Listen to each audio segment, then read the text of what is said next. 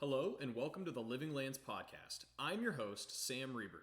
I am very excited to bring you along this new journey. The Living Lands Podcast is a science podcast focused on the environment and the relationship between humans and nature. We will have discussions with professionals in the field across many disciplines, and we will cover as many topics as we can. Some of this content might be quite technical or advanced to some without a background in biology, but my goal is to introduce and break down the high-level things so that any listener can understand and apply what we learn in their own life. If you want to learn, you are in the right place. Today we talk with Justin Thomas. Justin is the Science Director for Nature Site and the Director of the Institute of Botanical Training. He holds a master's degree in botany from Miami University, a bachelor's degree in biology from University of Missouri, and has over 25 years of professional experience. He also teaches classes at Missouri S&T and is the co-author of the Ecological Checklist of the Missouri Flora. He is a leading authority on the genus Dicanthelium, which is rosette grasses, the second largest genus of vascular plants in eastern North America. Thanks for coming on, Justin. I really appreciate your time and talking with me.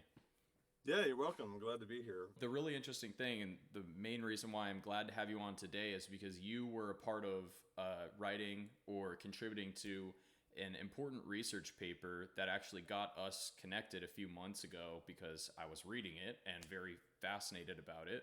And I mentioned it in your bio, and that is the checklist of the Missouri Flora.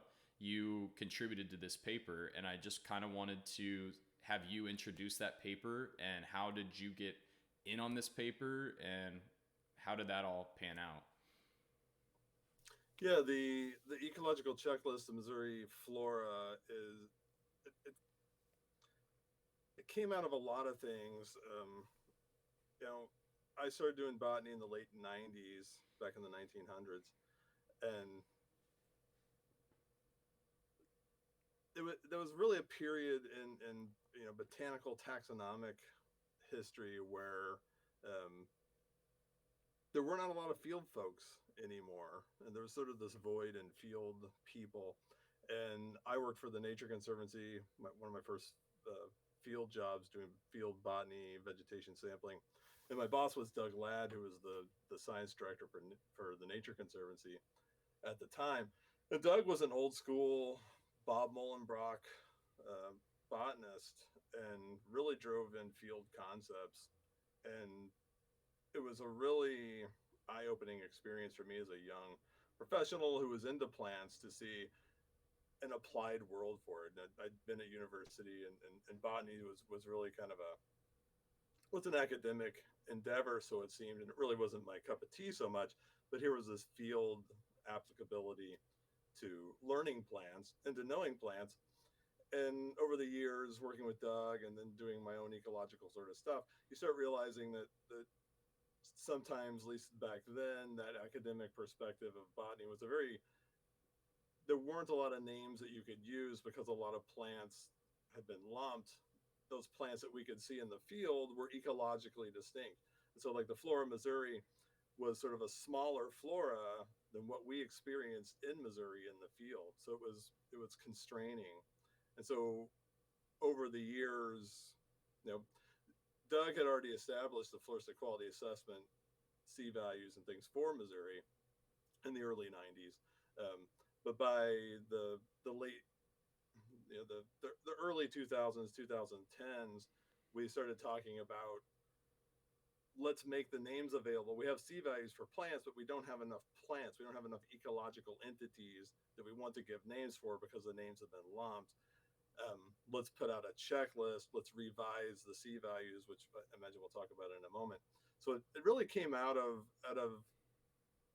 the academic realm and sort of the floristic resources not fulfilling what we needed to apply in the field, not matching the concepts we saw, and ultimately needing a more diverse toolbox, for instead of instead of what's a good example? Instead of oh instead of 15 asters, we needed 25 asters. So we revised new names, gave new C values, and we're able to use them better that way. So the checklist is an expansion or an improvement upon something that was built back in the 90s, correct? Yep. And Yeah. so go into that a little bit. What is the foundation of this piece? C values, native plants, these are all incredibly important topics. And I want to make sure that our audience understands each one and why it all ties together. And then, leading into that checklist and the improvement that was made in the 2015, I believe it was published. Yeah. The original source for what ultimately became C values was in the Chicago region. The first, so the C values themselves are numerical values between 0 and 10 that we assign to native plants based on their fidelity to intact sort of ecological complexes. And but it first started as in the Chicago region, the Kane County, Illinois Flora, or this little wildflower book this guy put together. He would give a ranking to the likelihood that you'd actually see this plant. It was kind of a rarity thing. So if it was like a downy gentian that most people in that area aren't going to see, or if you did see it, it would be really significant. It would have a high number, whereas hairy aster, Symbiotrichum pilosum, would be a really low number because it would be everywhere. So it really had a rarity element to it. And in the late '70s, this guy named Jerry Wilhelm, who wrote, ultimately wound up writing the Flora of the Chicago region. He worked for the Army Corps of Engineers that needed somewhere to put uh, the dredgings from rivers in the Chicago region. They needed somewhere to dump the dredge, the sand and sediment and pollutants. And so he had to go find these wild places and vacant lots to put things. And for some reason or another, it was EPA was getting going, and there were environmental questions, so they didn't want to just dump anywhere. So they hired some botanists in the region to find places to put things. And when he was out with these botanists, they would say, "Yeah, you can put spill here, or you can put spill there." But every now and then they'd stop into a place that was just like a gorgeous prairie remnant, and they would say, "Oh, please do not dump spill here. This is still alive. This still has ecological system." And Jerry, who was an engineer at the time, was intrigued by that. Like, well, what were they seeing? What were they noting? And how could we better numerically represent that? And Jerry wound up working with Swink, Floyd Swink, and several of the botanists in the Chicago region. And like I said, ultimately wrote the Flora of Chicago. But that plus the Kane County thing, Jerry got this idea like, well, we could assign a value to every native plant from 0 to 10, the low numbers being scab plants, disturbophiles, nitrophiles, things that you would find just growing in And really degraded systems. And then the higher numbers, the C values 6, 7s, 8s, 9s, 10s, for species that you only find in systems that are still close to their original ecological integrity. Complex, highly evolved, highly intact communities, species that depend on other species for interactions or depend on soil mycorrhizae and things like that will have these higher C numbers. They're indicators of functional, stable systems. Low C values are scab plants that don't have any connectivity. They're just annuals, things that grow, flash in the pan, sort of nitrophiles. Those numbers. So Doug Ladd wound up becoming friends with Jerry Wilhelm. They were in the Molenbeek lab in Illinois together, and Doug brought that to Missouri numbers in the 1990s. 93 was the first publication, and that was just a checklist and then some rough numbers. And then by 2015 we revised those, and the concepts changed a little bit over that period of time, but a lot of the C values changed because you start realizing, well, that's not really a 6. It's hard to untangle rarity from the C value itself because it's not really a measure of rarity. Just rarity sometimes coincides, but there are annuals that are really common that have high C values, and there are long-lived perennials that are kind of rare that have really low C values. There's It's not a rarity measure, but it is a measure of system integrity and system potential. so before I definitely want to get to talk to you about kind of the methodology behind C values and how you actually find that number and those kinds of things. But before we get to that, in wildlife biology, specifically like a lot of mammals or birds, there are indicator species that's like if you find a quail, because it's such a specialist species, that quail is a part of a high quality ecological system because it can't survive in degraded grasslands the same way that turkeys could, for example. And so the way what I'm kind of understanding from your description is there are plants that are kind of in the same realm where if you find this plant, chances are you are looking at a healthy ecological system or one that is biodiverse or something like that, right? Yeah, absolutely. And it's more with the beauty of plants and having those C values for plants in a region as opposed to animals is that plants are the primary producers. So any energy that enters an ecological system. So you've got a prairie, all the energy that feeds the birds, the insects, the microbia, all that energy that comes in, that's what drives systems. All of that energy comes from plants converting light energy into chemical energy, and that energy then determines all the energy in a system. And so, literally, each species of plants in combination at a site determine the ecological potential of that site. It's why we have pollinator gardens and try to diversify. It's why diversity is an important feature of conservation. Um, it has to start at a plant level. So birds are often indicators of habitat quality and condition, but not to the degree that plants are, because plants are literally the first expression. They're the primary productivity, the primary producers within living systems, from which it's a trickle down dynamic through which any living system basically, if you want X number of plants or X number of birds, X number of insects, and these types of birds or insects, the first thing you got to start with is what types of plants you can put together. And then those insects and those birds are literally an emergent property. They manifest from the energy in those systems. Right. So what everybody learns in, first grade science class about food webs and everything like that, it's more of like a trickle up where the plants being the most numerous at the bottom actually determine the quality of the next layer, and then because of that layer then contributes to the layer after that. Yeah, I get annoyed by the classic, like, everybody grabs the rope and they stretch out this sort of web of life sort of thing. I mean, it's good for kids and it's a good intro, but it really is webs within webs within webs, and yeah, like you're saying, that inner web, the sort of center from which most life radiates, it starts with plants, or at least photosynthetic.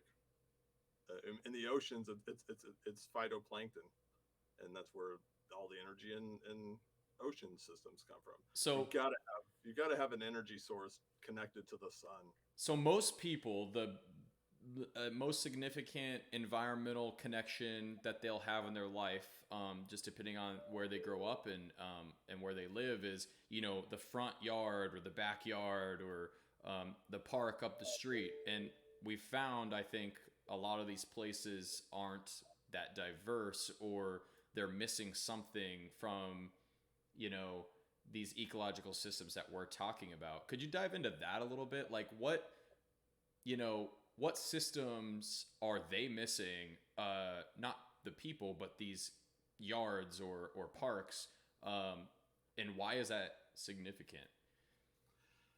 Yeah, it takes a bit of imagination, and I think the average person, well, I know the average person doesn't really understand the complexities to which evolution and ecological dynamics do manifest. I think to get at that, you kind of got to dial back and look at what what are natural systems capable of.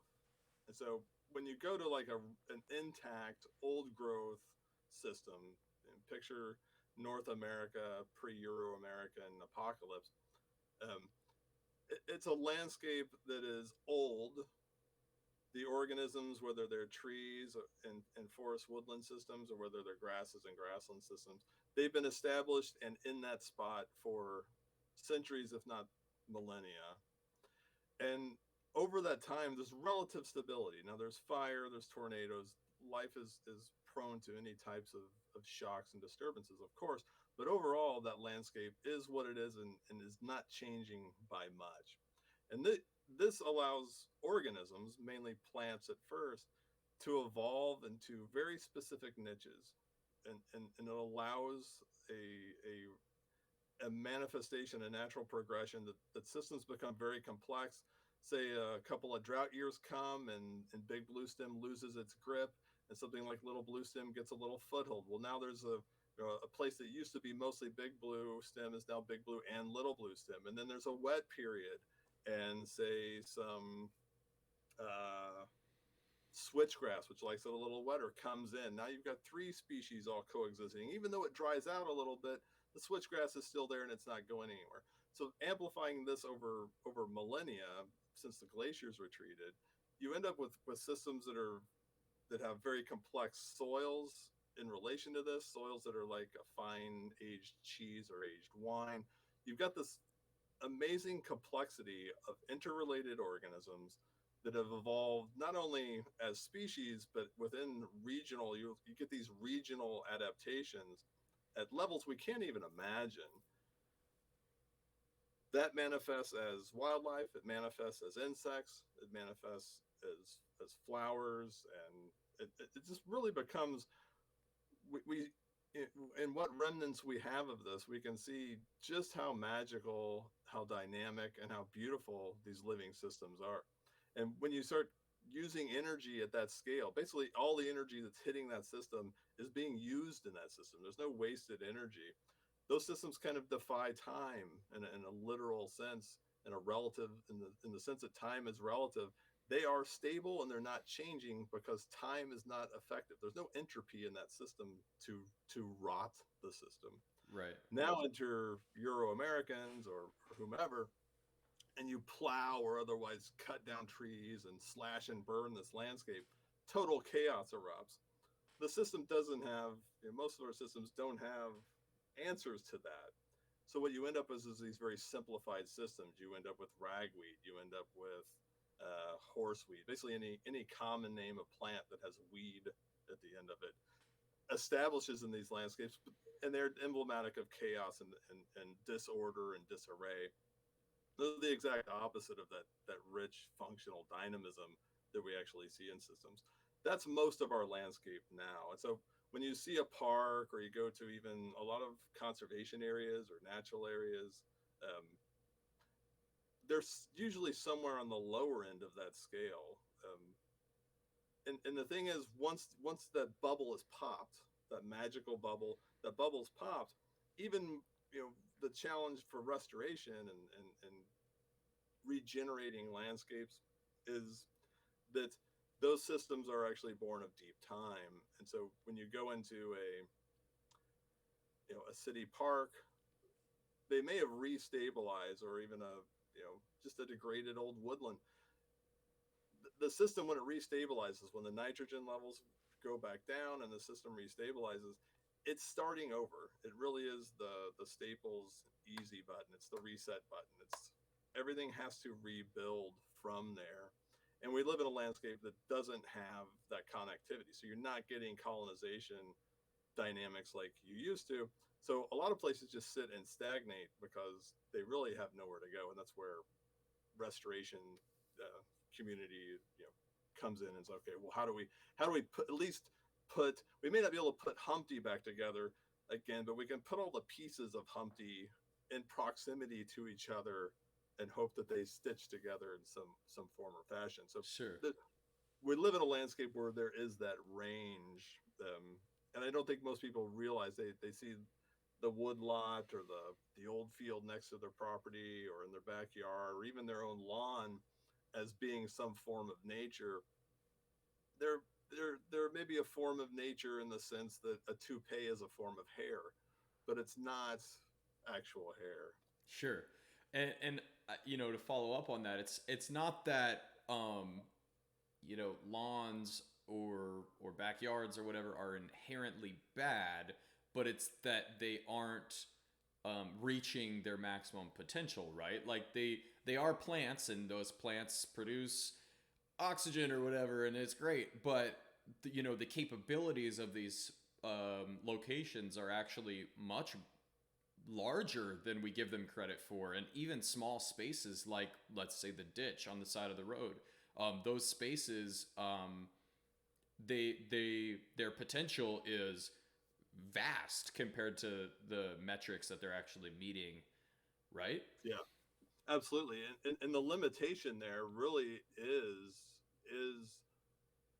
the scale to which they can change. So in a one of the one of the most unfortunate things of altering entire landscapes like we've done in North America, and we have less than 1/10 of 1% of prairies left on the landscape.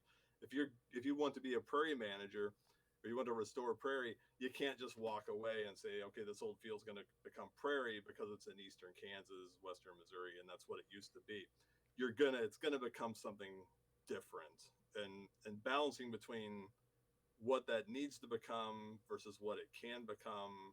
Um, you, you, the landscape is so fragmented and so disturbed that there may not be a big blue stem plant for 5 miles. It's not going to recolonize the entire landscape. So, as restorationists, I think that's where we sort of take this nurturing, chaperoning role, where we try to put back those matrix organisms and hope over time they start to colonize. But like you say, road ditches, backyards, grandma's flower bed. These are amazing places and wonderful opportunities of varying scales and sizes, and different. I mean, people even in urban areas can put out some native plants on their balcony, for crying out loud. The potential there is quite large, and as a society, we don't we don't wholesale take advantage of that, or get involved in it. Um, but as restoration communities, or landscape regeneration opportunities unfold, we try to put those systems back together. So how does someone in our audience that is interested in this take C values or native plants, and how do they go outside after they're done listening to this and look around and evaluate the quality and health of the immediate vicinity? If they walk out and on into their backyard and they look at their yard and the couple trees they may have, how do they look at that and evaluate the quality of it, and then evaluate the next step or next series of potential steps that they could take to changing it in the right Yeah, direction? yeah, it's easier than one would think. I think through, I don't know if it's through ecology or whatever, the mystique of ecology. I think a lot of people think, well, you've got to be a scientist to do these sort of things. But there's an innate awareness of what a functional system is. Calendars of mountains and meadows and beautiful forests. Nobody has to explain to you why they are beautiful.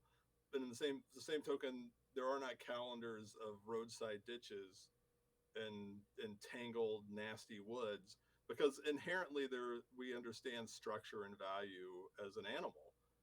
That a system that is ordered and structured and dynamic is by its very nature appealing to us as a species, because that means that is a functional, rich system upon which to live and to cooperate. Whereas a tangled, nasty, beat up place is the opposite, and that's just a function of nature. It's a reality of nature. So we inherently know what sort of is and isn't, and we mimic that with lawns, and we try to create these landscapes that are look ordered and structured. They're mimicking what is a natural phenomenon, and that's why the aesthetic of those landscapes appeal to us. But in the meantime, our yards are landscaped in these non-native, sort of crappy, ecologically functionless things. But in the woodlot next to us is just a tangled, scrangly mess. Um, the difference is and then one of the reasons I like C values and an angle I like to take on C values is the C values, getting involved in C values is getting involved with your own relationship with that system. So as you start to learn plants and what their C values are, you begin to understand the language of these natural systems. The C values are an artificial number that we just kind of bring up, that we assign to these plants, but it's a real phenomenon, and it's the alphabets of these natural systems. And as we start to understand, that's a three, that's a C3, that's a C5, here's a C0, here's a C1. We start to understand what those letters of that alphabet, what words they start to speak, and they start to speak to us in our hearts and in our lives, and we start to realize, a whole world opens up. It's a dynamic that has to be reciprocal. We have to understand it as we're becoming involved with a system that needs us to become involved, and the degree to which we understand it this way is the degree to which we make it better. So all of a sudden you say, oh, this woodlot next to me, it's full of bush honeysuckle. If I got rid of that bush honeysuckle, I'd get more of these grasses and things that are underneath. So all of a sudden you're engaged in the system. You start removing bush honeysuckle, and then other things start popping up, and you get engaged in the changes, and all of a sudden you are part of the system now. And that's the problem. The C value of this woodlot next to your house starts going up. It's going up proportional to the degree to which you start feeling and involving yourself in that landscape. It is a reciprocal dynamic. And it's easy to do, back to just the nuts and bolts of it, with phone apps and iNaturalist, things like that. You can really quickly identify plants. You get the name of what something is, or get really close, and then you can just Google like ecological checklist of Missouri Flora, and you can get the C values, the whole list for the state, and then you start matching up numbers, and then it really is just an average, that average of numbers. You can go into a woodlot, or any, even a high quality place, whatever, a road ditch, and create a list of species. You can take that list and average the C values, and that average C value will tell you how much work you've got ahead of you. So this theoretical person could go out into their backyard. They could take a picture, put it on the app, figure out what the 5 plants are in their backyard or even in their landscaping, right? And Yep. then they could actually go and figure out what the C value is for each and every plant that they've got, and they could actually create that number that represents the quality of that specific space, and then they could increase it by planting other plants and things like that, right? Yeah. Yeah, and they would greatly enrich their own lives in the process. They would start realizing, they'd start seeing, oh, here is the language of life. Here's the expression of life that expresses itself in no other way than like it is in my backyard and in this woodlot next to my house, or in this ditch in front of my house. Life is not going to express itself in the way it would there anywhere else. And a lot of those places, most of those places in today's landscape, are beat up scar tissue. I mean, but they're healable, right? And so becoming involved in that, it's like I say, we're talking, it's pretty easy to do. 10 years ago, you'd have to find a flora, you'd have to run through keys, you'd probably be wrong more than you were right. But it's one of the beautiful, magical things about modern technology, especially with the algorithms that can do like plant ID and stuff, is you can get really accurate. I mean, as a field botanist, I should not be promoting it, because it can replace me. And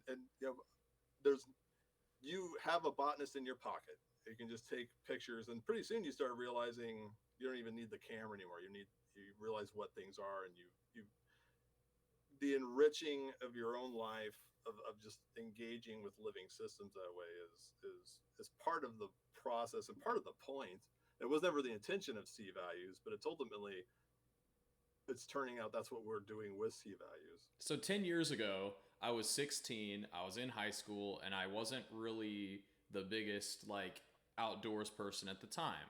I mean, sure, I would go play at the park with friends, or go hiking every once in a while, but nothing too crazy. And then 10 years later, I can walk outside and virtually identify any of the plants, at least in my immediate yard and vicinity, because I've been out there so much and I've done it so much, and just that repetition, I've just learned these plants. But I think that just kind of goes to show, like, at first things look the same. They all look the same, even though the flowers are different colors. They all look the same, and then you start to figure out that this flower and this flower, although they look the same but are different colors, they're actually two completely different plants, and they might even hold two completely different C values, even though they are um, basically the same plant, or their flower is the same shape but they're different colors. And Yeah. so by doing that and exploring, at least starting in your immediate vicinity, start in your yard, start in your grandma's house, and then you're going to recognize that that plant that's a 7 at your grandma's house, you actually saw it on your way to work the other day. And you're going to make these connections that a lot of these plants are not just mythological creatures that we'd love to bring back, and some of them really aren't even that rare to find. Yeah, that's one of the wonderful things I think, that just learning plants and then having a C value with them sort of gives them a. We literally, I mean, C value is a qualitative measure that we've given a quantitative value, but it's really just qualitative. It's numbers, it's 0 to 10, but it might as well be. It's more of a categorical data. But like you say, before you know plants, there's just a green haze, and as you start learning plants, the green haze starts coming out. I tell folks, you'll love the green haze, and people love nature. Most people like going out and they see the green, and we look forward to the greens of spring. As you start to, and you love that, right?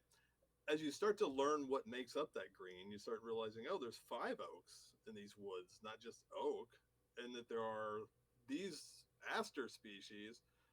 You start realizing that your love for that thing is composed of many other things to love, and you start realizing there's lots of love to give, and all of a sudden you're surrounded by living things that you recognize that you love, and nature becomes not a green haze, but a dance of rich dynamic living systems all around you that you kick yourself for having been ignorant of beforehand. And like you say, you start engaging in systems or trying to improve landscapes near and around you.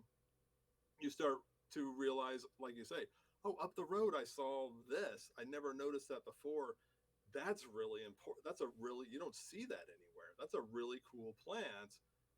Oh no, Farmer Joe's getting ready to expand his field. He's going to plow that up.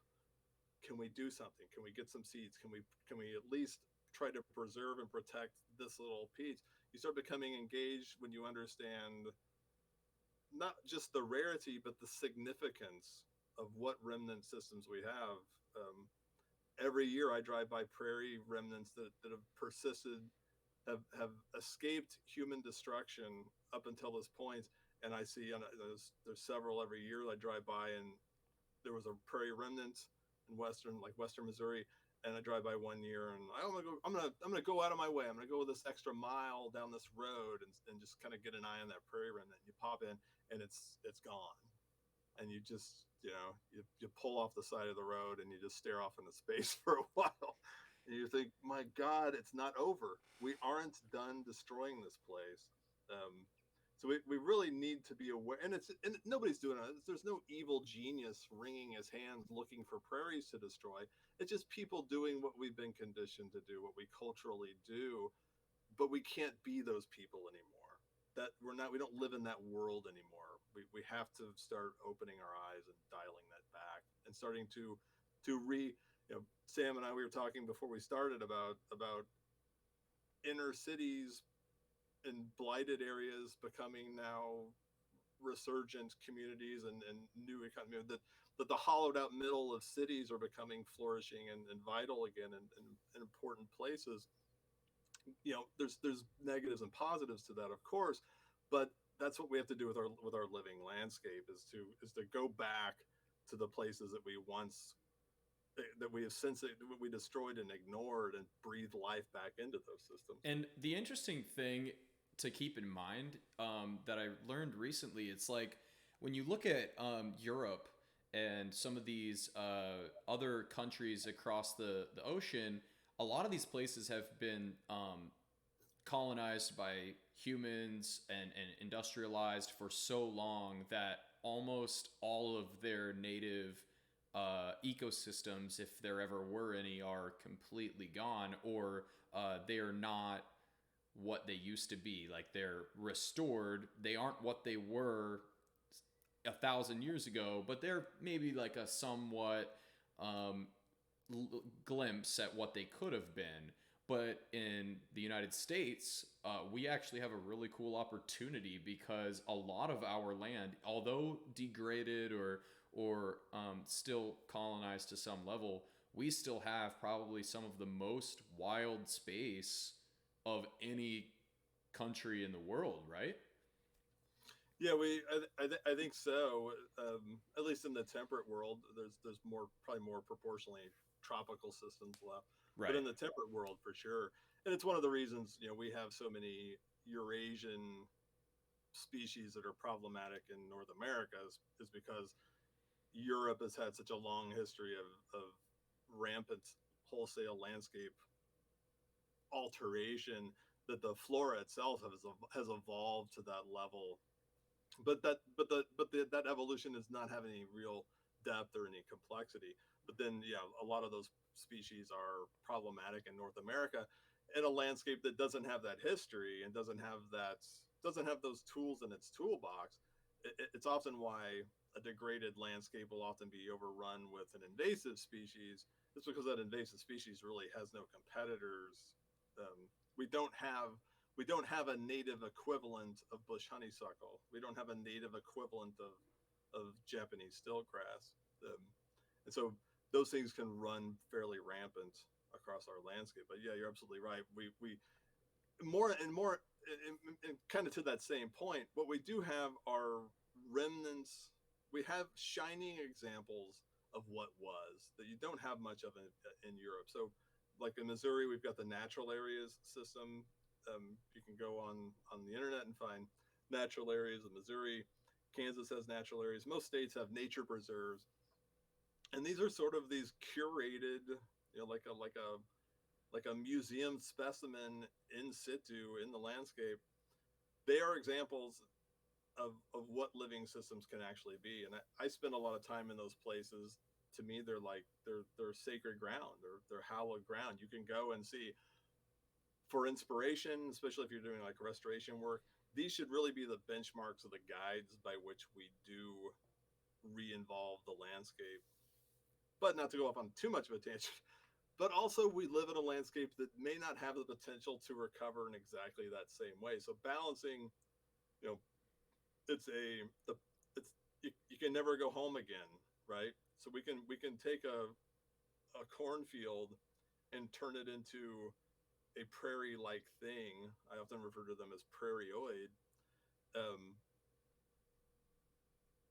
but that functionality, and we should, that's an important thing to do, but we also have to realize that functional dynamic comes from a place experiencing itself over periods of time, in the same way that if I move to a new city, I don't learn and don't feel at home or in place until I've engaged and had experiences with that system, and then eventually it starts to feel like home to me. Restoration, we almost always have to go through that awkward phase of a system attuning itself to its own site. So I it's a weird situation for me because I more than anything we have to protect and recognize these old remnants of functional dynamisms so we know what things are, and because they're great and they're wonderful and they're inspirational. At the same time, we want to do restorations that emulate those, but we have to understand that it's never going to be exactly that same system, nor should we push it to try to be exactly that system. We almost have to relive this experience um, in a different way. We almost have to change our expectations a little bit, right? Like the expectation is not that my backyard is going to be the perfect prairie one day, but that it will emulate something that offers the same ecological complexity that, that's the goal, right? That it would get as close to the emulation of a true prairie, but it isn't, because it isn't now. And to get it there, I'm going to have to actually intervene as a human being and do some things that the native world would never be able to do on its own. Like it's never going to be able to chop down and spray pesticides and herbicides like we are going to do one, to restore these places, unfortunately. Yeah, that's a good way to put it. And also being, I've seen, one of the biggest failings in restoration and such is somebody will pull up the old land survey notes or have a record of, okay, this my 50 acres of woods here, this was a prairie 100 years ago. Somebody get me a bulldozer because I'm going to level this place and make it a prairie again. Because you're not, because the soil prairies are a soil phenomenon, a deep soil phenomenon. If it's a woodland, that soil is gone. So a lot of times recognizing what you have and moving with the trajectory of what is there now, where it's going, and helping that become richer is a better thing than having this concept of, oh, this used to be this, therefore it must be that again, which often actually destroys more than it actually helps.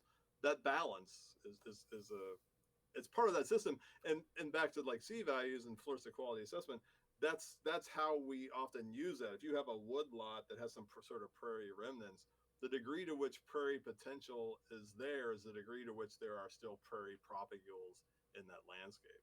If So it's just, so you're basically kind of saying like take the positive components to what we already have. Like even though it's degraded or changed from what it may have originally been, there are positives or it's already going its own direction. And so instead of erasing it and restarting, we can actually just take the natural trajectory that it's already on and kind of shape it along that path. yeah, yeah, and especially, one thing we run into, and it's a fascinating dynamic, is those old ancient systems before Euro Americans came in and slashed and burned and plowed everything. Those old remnant systems, say prairies in northern Missouri and prairies in the Ozarks and prairies east of Illinois, and Indiana and so forth. Those prairies, when you look at like what the what the rainfall limitations are, prairies are made because it's too dry for forests. Um, but when it becomes too wet for prairies, when it becomes wet again, because climate's always slightly changing over millennia, you get prairies pushing east for a couple thousand years. Well, then the patterns change such that it starts becoming wetter. Those prairies aren't exactly what would happen or what would be there. But because they are so ecologically functional, because they are so ecologically tight and so niche full, trees can't get into them. Those prairies will resist for hundreds of years, will just be prairies, even though technically they aren't in a prairie landscape. And when you pop that bubble, they instantly become forests. We have land survey notes. Lewis and Clark, several places on the Missouri River between St. Louis and Kansas City, where they'd stopped and camped right on the river of the Missouri River. They would talk about it's prairie on both sides of the river. This is like, so 1814.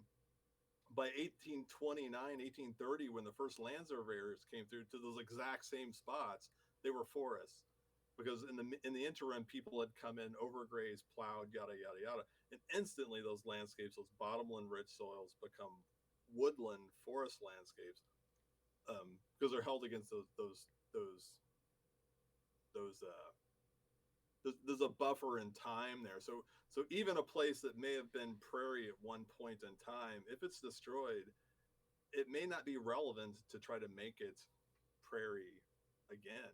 And it's one of the problems, like the Flint Hills of Kansas. We do work in the Flint Hills of Kansas, and there's a lot of prairies and a lot of like wooded communities are going nuts, and it's much more wooded in the Flint Hills than it was historically. It was prairie, but it's also wetter than it was historically, and the bubbles have all been popped, and so it's only natural that you can fight the trees and you can fight the shrubs, and maybe in some situations you should, but in some situations I think we have to realize that, um, when something is one thing and it's ecologically held there, then you change it, it's not necessarily going to go back to that. That wraps up the first half of my conversation with Justin. I hope you enjoyed.